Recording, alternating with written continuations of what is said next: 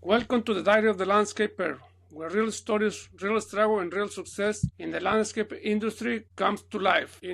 I am your host, Apollo Arellano, founder of Get Pro Landscaping and Management based right here in Silicon Valley. And this podcast is all about what it really takes to build something from the ground up. From long days in the field to learning business, system, marketing, and leadership the hard way. This is where we talk about it all. Whether you are a landscaper, contractor, entrepreneur, or just someone crashing growth, you are in the right place. Each episode will bring you real conversation with professionals across the industry, from landscapers and contractors to marketing, finance, and everything in between, so you can learn, apply, and level up on your own journey. And a quick thanks to today's sponsor, Get Pro Landscaping and Management.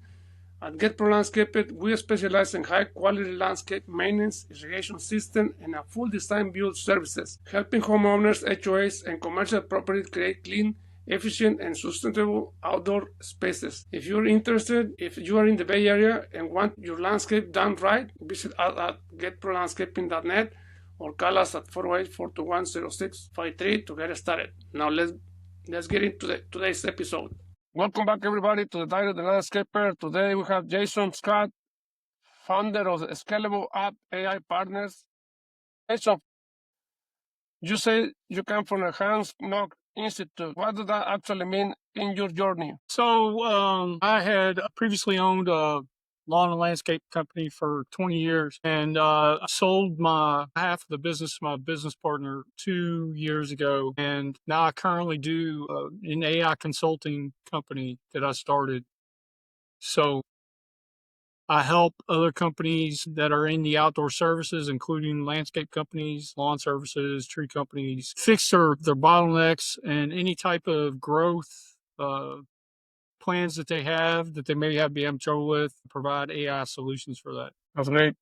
So you run a landscape business for over 20 years. What does that grind really looks like? Well, so I started doing lawn and landscaping when I was about 10 years old. I was the neighborhood kid that cut grass, with a push mower, a push broom, and a rake. Is pretty much how I got going. And I started within my neighborhood, and then I made contact with a couple builders that I would sweep out their houses and clean up around the lot, which turned into some realtors that I would cut their rental properties or houses that they had on the market for sale that were sitting there. And so that carried me through high school, into college. I started working for some other companies, learning the more commercial side of things, commercial equipment, which moved into landscaping. That I spent several years working for different companies on their commercial side. I became project manager over some franchise stores, just continuing to increase my knowledge.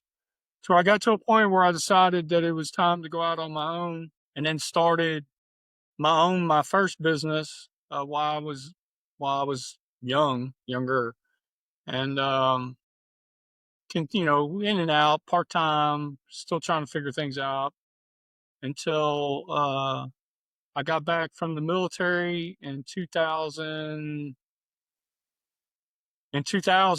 and took some of my government money and went and bought some equipment, and then started back up with my first account, built that up to about 120 weekly yards that we cut. And then that's not including the landscape stuff that we did and the tree work we did, and ran that for 20 years, man, until my body just couldn't take it anymore. Man, that was quite a challenging journey, but yeah, sometimes time takes it all, and we had to do what we had to do today. But that's interesting. What's something only someone who's been in the field will understand about this industry? Well, there's a lot to understand. I would say, like, communication is probably one of the most important parts to being successful, and communicating with your customers, not over, but if you say you're going to be somewhere, be there, on time, or call, let them know what's going on. Don't let them wonder if you're going to show up. Do what you're gonna say you do. And I'd say another one is, complete what you started. Don't just leave it. Don't you're not going to please everybody, but as long as you're doing it to to the best standards that you can, everything will work out.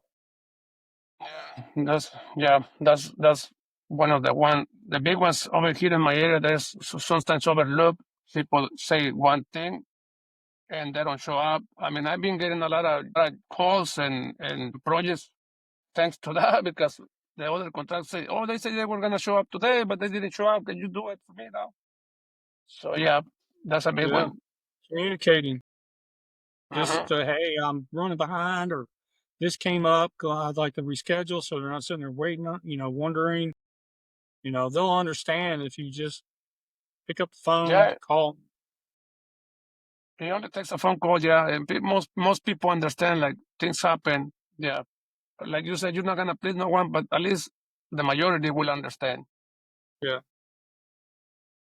What was your lowest point on business when you think feels like they might break? Wow, I think when you're first getting going, that's probably the hardest part. If you have, doubt that, this is going to make it, of course, you do what you have to do until you can get it going. You know what I mean? Like, if you only have one or two accounts starting off, obviously that's not going to pay your bills. You may have to have a second job or even a third job. And, you do what you can when you can, and you just build on. You just take another one, just take one step at a time. As long as you're treating people correctly, pricing yourself so you're making some money, obviously, and communicating one day at a time. The next thing you'll get another person. Then the next thing you know, you'll get another person. And then when you get to a point, word of mouth is the best way to go, but it takes a minute. So you just gotta keep grinding, keep going.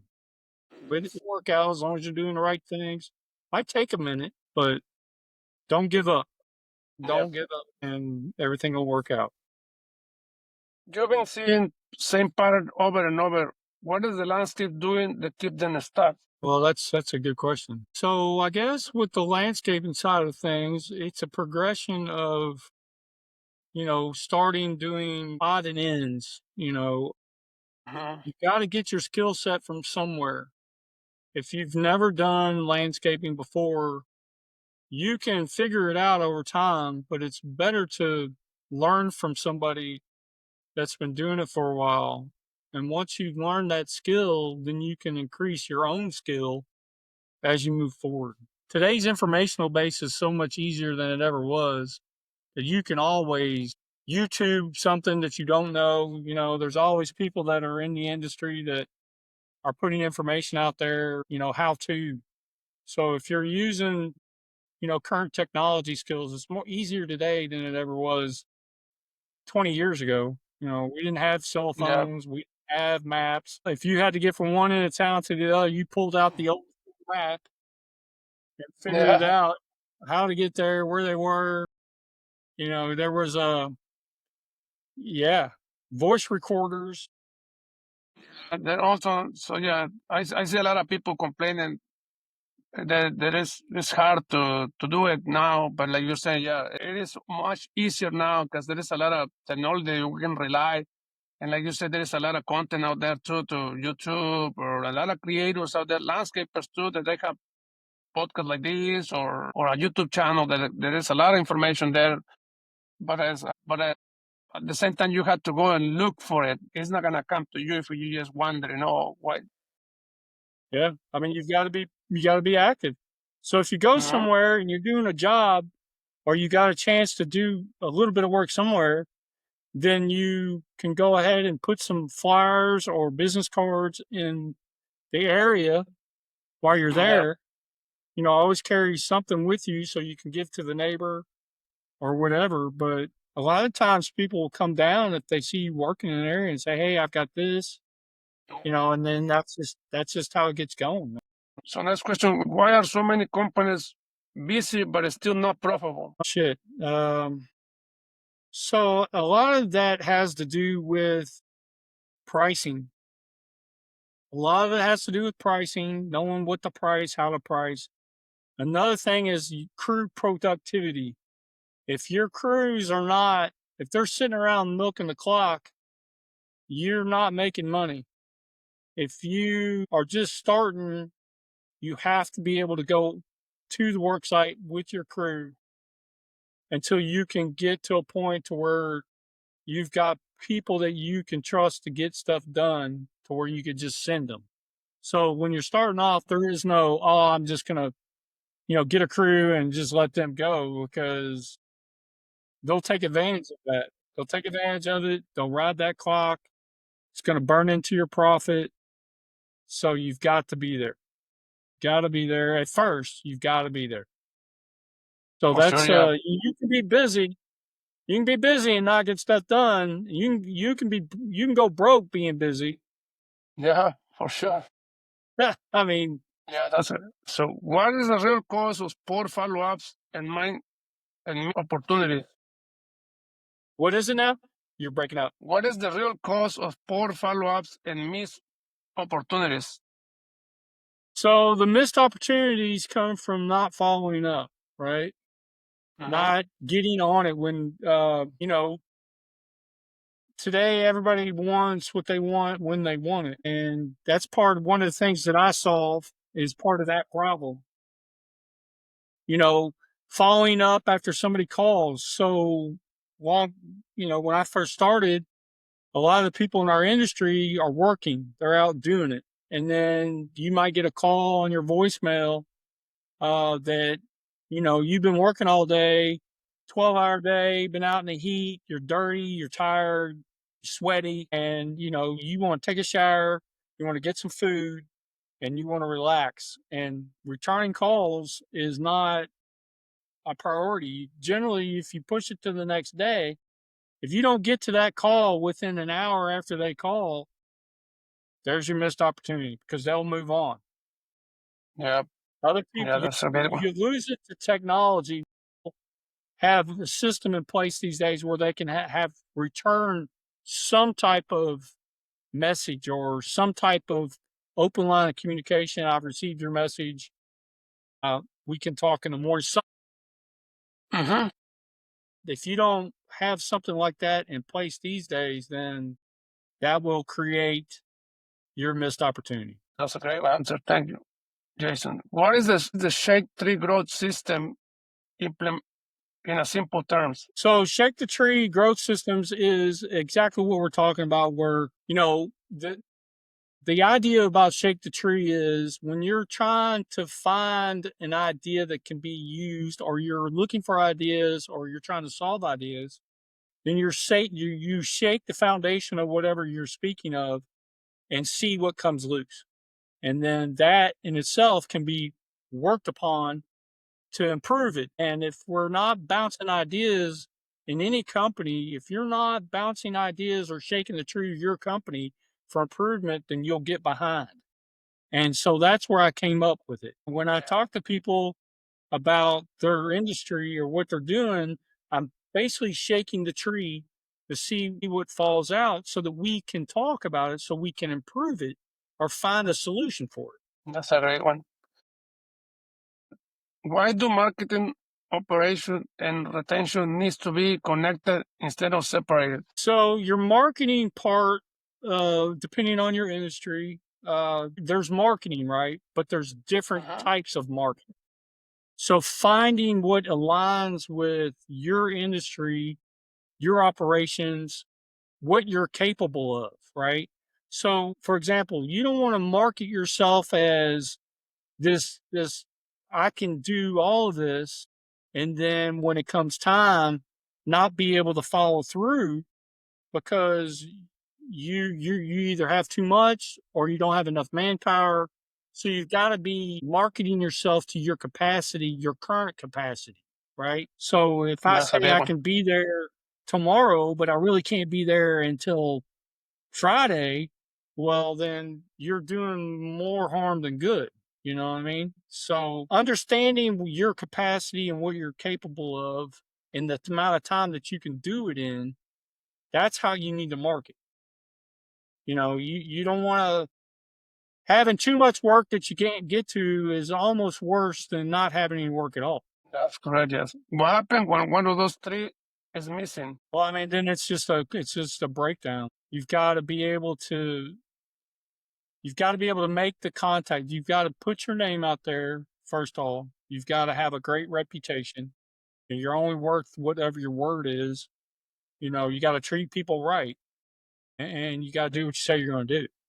And if any one of those is out of whack, it's going to affect all of it. You've got to be the best that you can be. You know what I mean? You don't want to compare yourself to other people. You just got to be the best that you can be. Concentrate on what you're doing, and it'll all stay strong.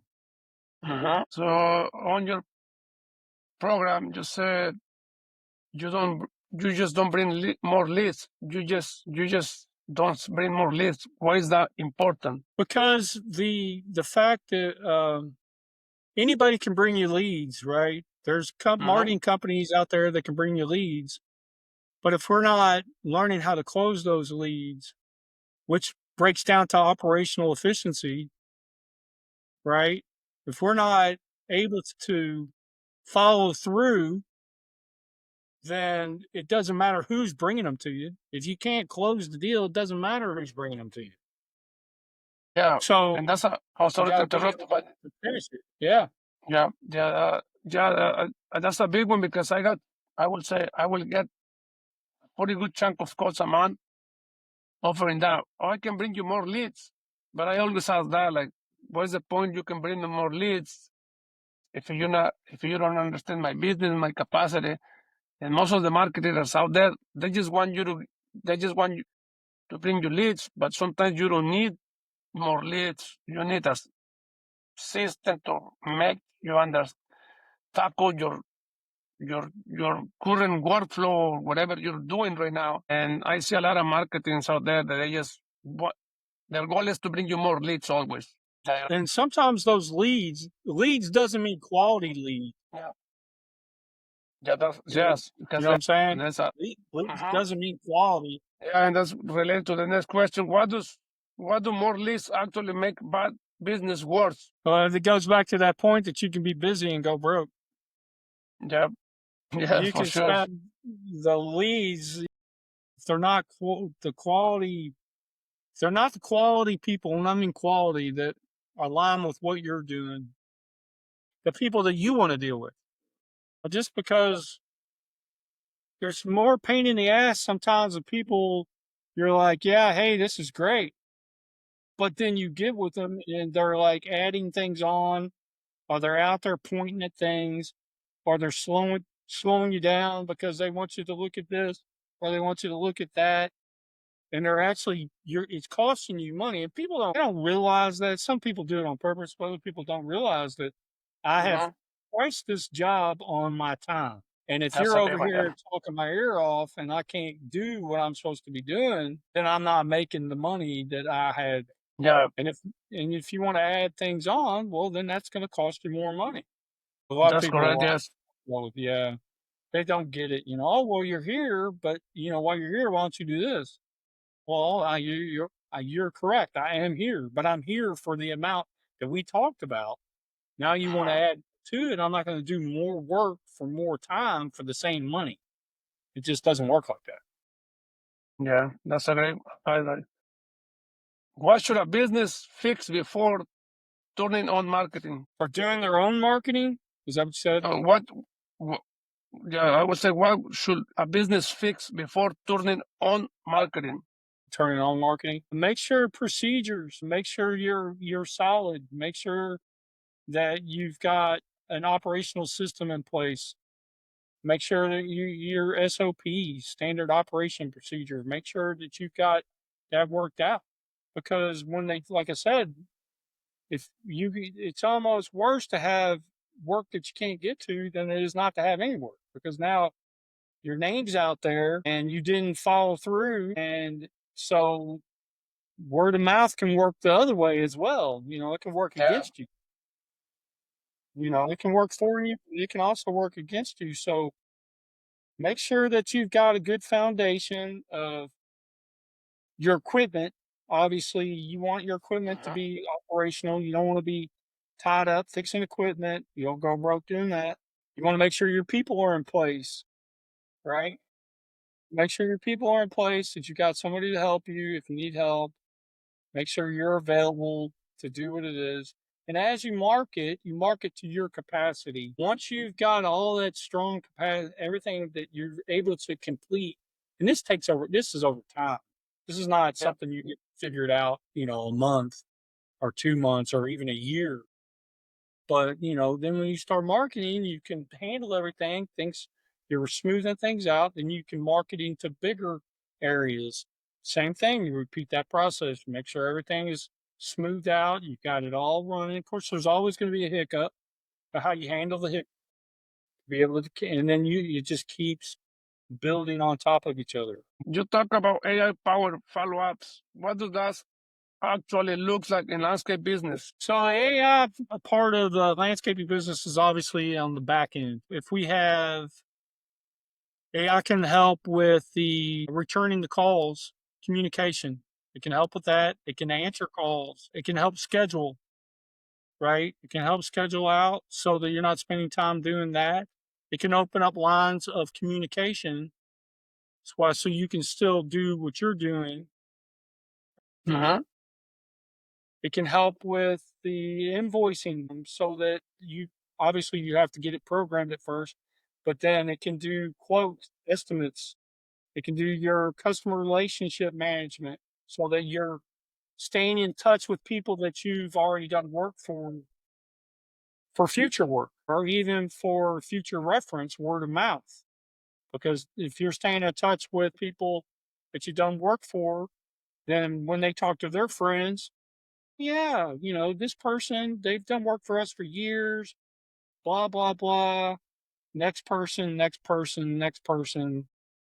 It helps with that word of mouth process. Of course, then it also helps out with advertising and marketing. It goes into other areas, but in the simplest form, the easiest form is for communication purposes and efficiency purposes. What's one simple AI or automation tool landscaper could start using this month? Say it again. What is one simple AI or automation tool a landscaper could start using this month? I would say you could do what's called a AI SDR, which will reply to inquiries of services and also have it put on your calendar, your Google Calendar, as to appointments that you can make for opening times. So what it does, it keeps track of a day-to-day opening. So if you get an appointment, they call, it returns with a reply, whatever you programmed it for. So and so is going to be there on this day, right? It keeps track of your opening times through the day so that you can just go to appointments. You don't have to spend that time calling people back. So that's like immediately. You can get that going within a day or two, which would affect everything else, really. More revenue, more jobs, more potential. That's the How simplest many one. how many leads do you think an average contractor is losing right now? If you're not returning calls within the first hour, you're losing. You got to get your call. You got to make some type of contact with a person within the first half an hour to an hour, or they've moved on. I mean, you could in a day, if you're not getting on it because you're working, you're losing $1,000 a day Yeah, probably more every than. day. I mean, if you think about it, right? Uh-huh. You're busy on a job that you've got scheduled and you're working and you get 5 calls in a day and you can't get to any of them until the evening, they've already moved on. Yeah, So I'd that's very say important. Yeah. more than that. Yeah. I mean, bottom line. What systems needs to be in place for coding, scheduling, and communication? So that goes down to what I was saying. An AI SDR is what it's called.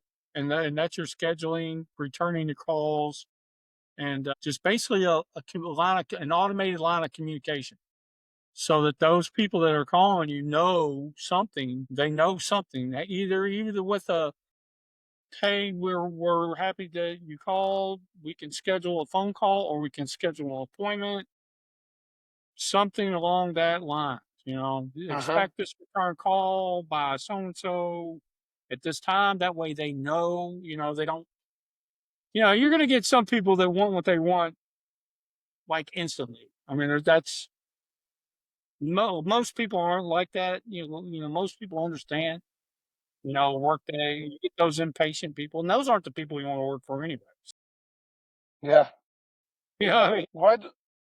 Yeah, because a lot of people, yeah, and I start implementing that. A lot of people want it now, but honestly, it's gonna bring you cows to your business. I try to take a lot of those projects like, oh yeah, this customer need it now. I can help it. You're not helping. You're just making it worse because most of the cases what I've been experienced is they already burned from someone else or they have an issue with someone else and they want you to tackle the project because they have a due date or finish date. Now they bring you in and they're gonna bring all the things that the other contractor did or whoever left the project to you, even though you're trying to fix it, but they're not seeing that. They just see, oh, this guy is gonna do the same mistake as the other guy. So now they're overlooking you and they're like in your ears, like you were saying earlier, and that's more headache. So yeah, that's a I real mean, one. some people are just not worth. It's not worth it, but it takes time to learn that. Oh yeah. We I all mean, make those you're gonna go mistakes. through bad people. Yeah, you're gonna go through those people. Just because it's $100,000 job does not mean it's worth it. I mean, Why do business break when they grow too fast? yeah, I've seen that happen too. I've seen bigger companies come, new trucks, new equipment, big crews out doing it. They start growing, but they didn't build the foundation. So when those jobs go away, they don't have They just anything to lost it. fall back on. Now you've got this Yeah, overhead, or you've got this payroll that you can't afford, and that's it. That's the end of it. Boom, you're done. absolutely yes. What's what does a smooth operation actually look like in a day to day? So a smooth operation has to start with the leader, whoever's in charge, right? Whoever is making the decision, whoever is set the business. It starts with the leader. And if the leader is having problems, then the whole operation is going to have problems. So the person that is they need to have their stuff together, right? They need to have their organization part of them done before they can try and lead a group of other people because it just won't. It won't work. Your own chaos becomes your business chaos, which the people that you have underneath you, they become chaotic. You'll draw chaos to yourself. You'll get employees that don't show up. So you yourself have to be solid with a plan moving forward. Everything, as long as you've got your stuff together, everybody else will come along and you'll attract the same type of people. Yeah, well, sure, yeah, everything cascade together. Yeah. Why is retention more important than constantly chasing new costs? Why is it more efficient to do what? Why is retention more important than constantly chasing new jobs? Well, you got to find a good balance, right? Uh-huh. Like you want to keep your customer base, the ones that you do every day. You want to make sure that's your what we used to call that's your bread and butter, right? That's your bread and butter. That's your consistency day in, day out, right? You can add to it, right? But you don't want your quality go down so that you get quantity. Because in the long run, when your quality goes down, your quantity will eventually go down. So Yes. you want to keep the balance of growth and doing your best you can, at a steady pace. You don't want to take it too fast and lose this down here because this up here will crumble. So And as a business, it's cheaper to keep your current customer happy and everything than trying to chase or getting more. It's more expensive trying to get all with new customers. Marketing wise, Yeah. operation wise, it's more Yeah. expensive to get.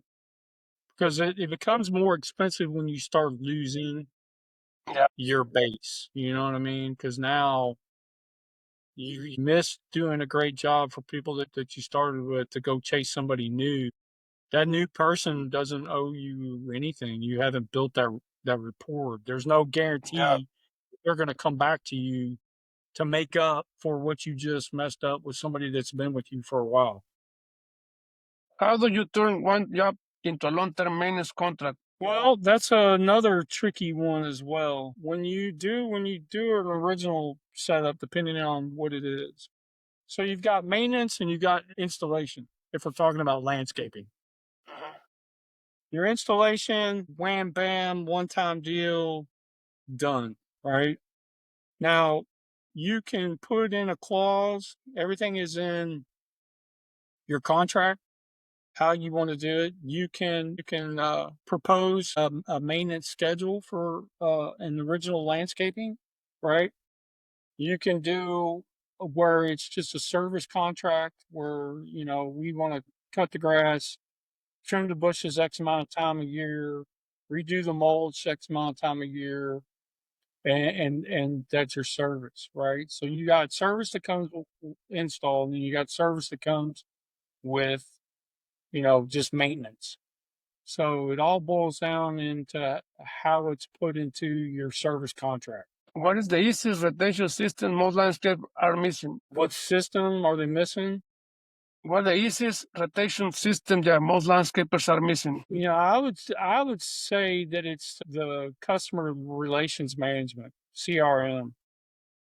I think a lot of people don't communicate with their services fully with the customer, right? So somebody calls you to cut the grass, right? You want to have a system that notifies them, hey, we can do this. We can also do this. We can do this during this time of the year. Hey, I saw that you last time we were there that you have bushes that need to be trimmed on this day or X amount of times a year. We do that. Letting them know what your services are while you're there. So you're expanding your income with one person by letting them know what your services are because they may not know. I was guilty of that myself when I had my business. I would show up, there would be another company there doing something that I'm like, what are they doing here when we could? It's because they didn't know. They didn't know that we did that also. So Yeah, I would say that's I probably think. one of the bigger ones. Yeah, I think at some point we all big part of the victims of that, or we're all guilty of that. I would say. Yeah. You say there is no great. How does that mindset affect leadership? So your mindset is everything when it comes to I don't care what it is. Your mindset has to be in the right frame to where you can be a productive and positive influence on whatever you're doing. If your mind's not right in your project, then things that happen, because everybody knows things happen, right? How you're going to deal with those things, right? Are you going to I mean, I've been on jobs and heard people lose their mind over something that happens, and the whole feeling of the job with your employees changes because now you've put that negative vibe out there instead of just tackling the problem, working the problem, right? You've got to be able to have it in your head that, hey, Uh-huh. I can get through this. I'll work the problem, keep my guys happy, get moving. Of course, things are going to happen. Things are going to break down. There's going to be mistakes. There's going to be wires cut. There's going to be irrigation lines hit. There's going to be problems, man. There's going to be dog wires, get caught in the weed, or there's going to be whatever.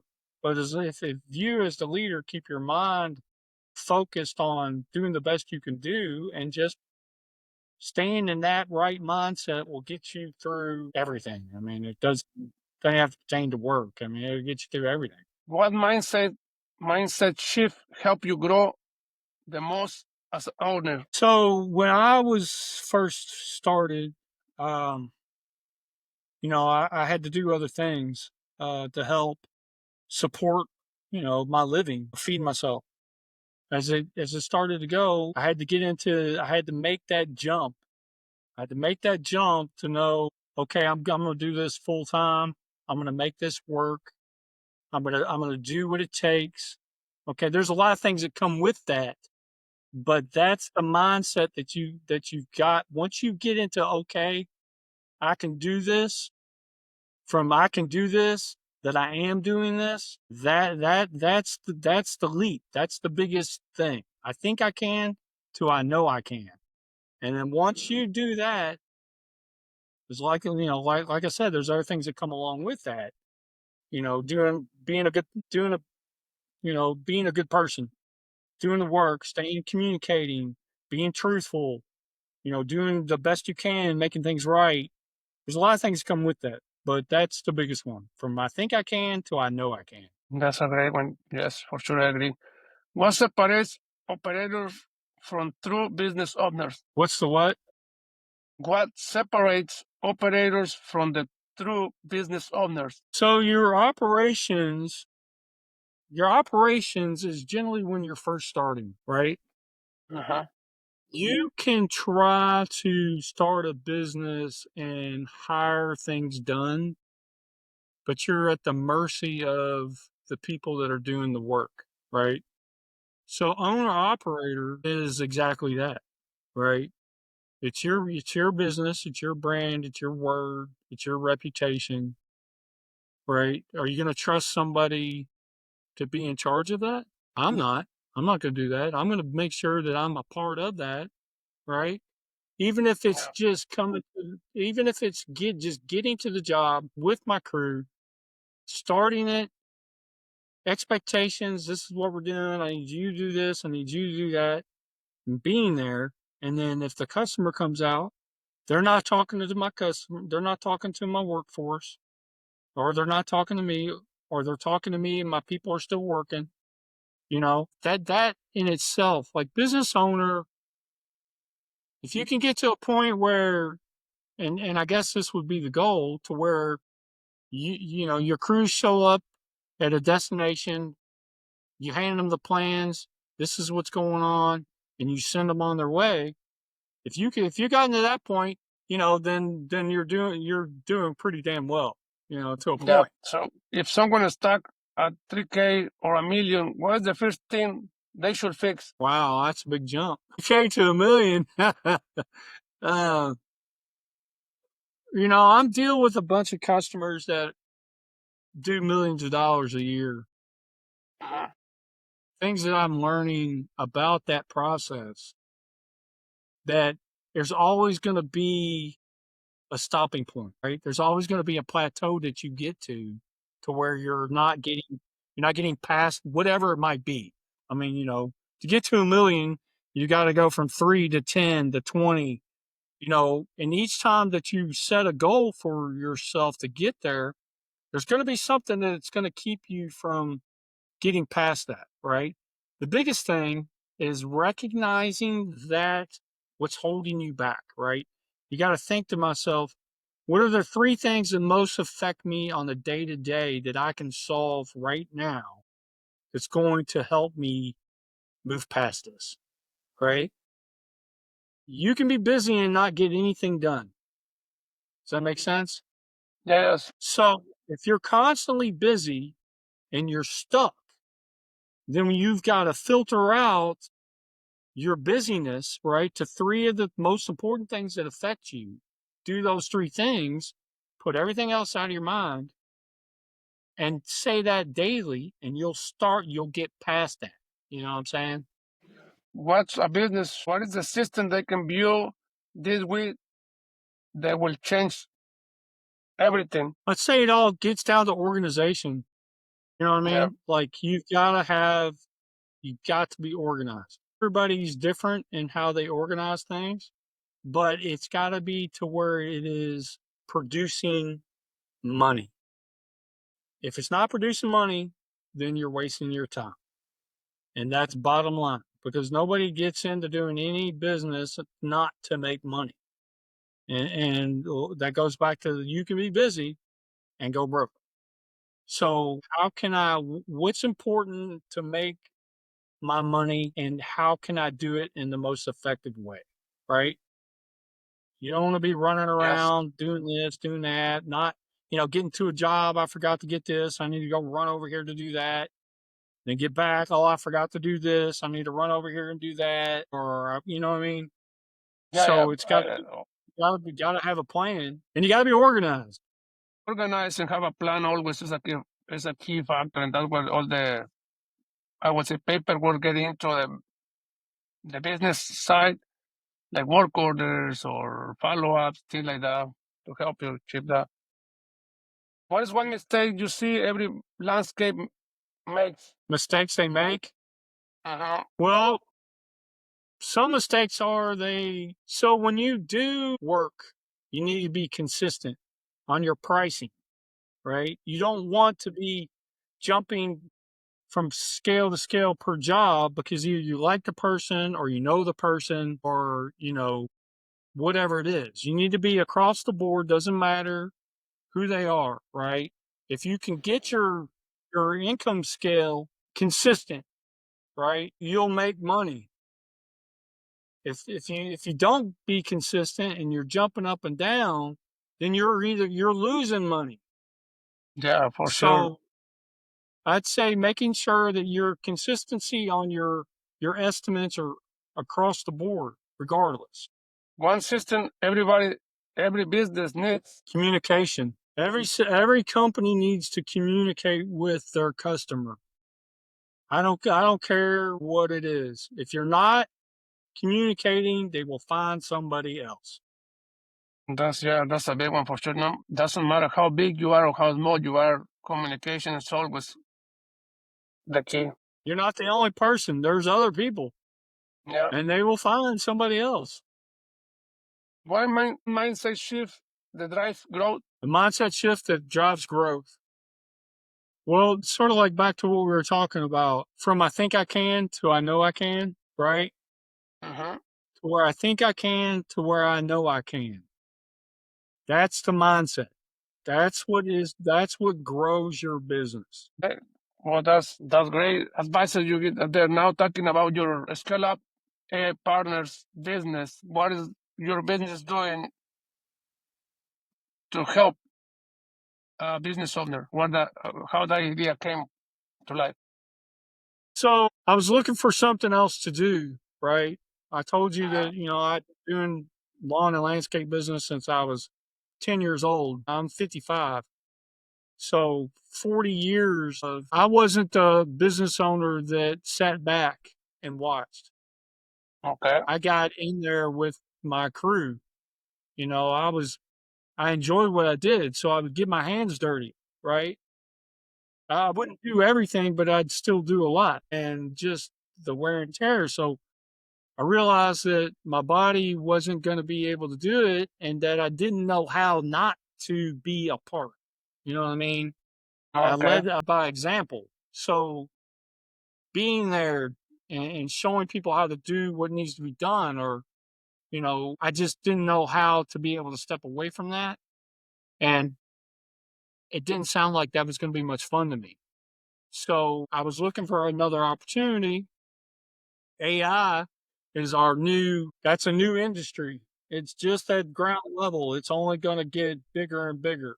So I found a company that provides AI solutions and I joined it and I'm learning more about how things are done, the new way of doing business, Okay. and it's less wear and tear on my body. It allows me to help the industry that I served for so long. And because I come from a working class family. Yeah. My parents worked. My dad was a carpenter. He worked his whole life. So being able to help people in the same field do things smarter, to help them. So that kind of is really drives it, you know. Okay.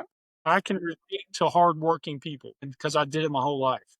And there's a smarter way to do things these days. So I want them to be successful. I want them to be able to find a better way to do business. So that's what got me going. The business that you're running right now, or the company that you join, is that something that you do a subscription base for business owner, or can you explain how it works or how you're helping it? So I provide a service or services basically as a consultant, a growth planner, Okay. and then negotiate exactly what the company or needs, right? You got to find out what they need before you can help them. And then depending on their needs and the facility of what it is, then that's how I price it. Yeah, so everybody's needs are going to be different, right? Yeah. So you you're So you're, you're depending on the focusing on, need is uh-huh. what I provide. And then is any industry or just more blue collar or landscaping? Yeah. Not everybody does that. It's called a niche. And the niche that I chose because it's my background is the outdoor services. Now there are other people in my industry that do white collar type of niches, for service industries and but bigger, medical, law, real estate, Uh-huh. whatever it is. But for me, that's the area I chose to do. Thank you. But for those landscapes that are listening, how they can contact you or how can they benefit from your system or your services? What can you offer to them and how can they contact you? What can I offer them? Well, besides the tools that they may need or assistance in areas, I provide my personal services. If they need consultancy or if they need somebody to help them get through whatever they're going through my personal experiences. I've been through quite a bit in the last 55 years. So, it's always good to have somebody that you can go to bounce ideas off of, or if you're having a struggle and you need to know, how can I do this? What do you think? Some people just need somebody that they can say, hey, what do you think? This is what's going on. What's your thoughts? That's a lot of companies. That's really what it boils down to. Yeah, that's a great one. Yeah. So how people or business can contact you? I didn't hear that last one, buddy. How business can get a hold of you? How can people reach to you? So I've got a LinkedIn page. I haven't gotten my website set up. Something I've been putting off. I need to get that done so that they can do it. A lot of my outreach I do through emails. I do a lot of email outreach. I haven't started using like Facebook and the meta as is per se to do outreach to people yet. So it's just a matter, I've started this business like 9 months ago. So it's fairly new. It's going to just take time, but Okay. eventually I'll be more easily accessed. People have more accessibility to me, in the future. So Yeah. No worries. I was just asking to see if you have something, but if not, yeah, I know it's a very very young business. Congratulations and thanks for your time, Jason. It was great information, great advices you give. okay, very good, Apollo. Hey, I appreciate you having me on. And if you can take any of that information and it helps somebody, then that much better. You gotta pass it forward, man. Yeah, that's what the podcast is for. Thank you again for your time, Jason. It was a pleasure, All right, and I sir. wish you the best. You too, buddy. Bye. All right, bye.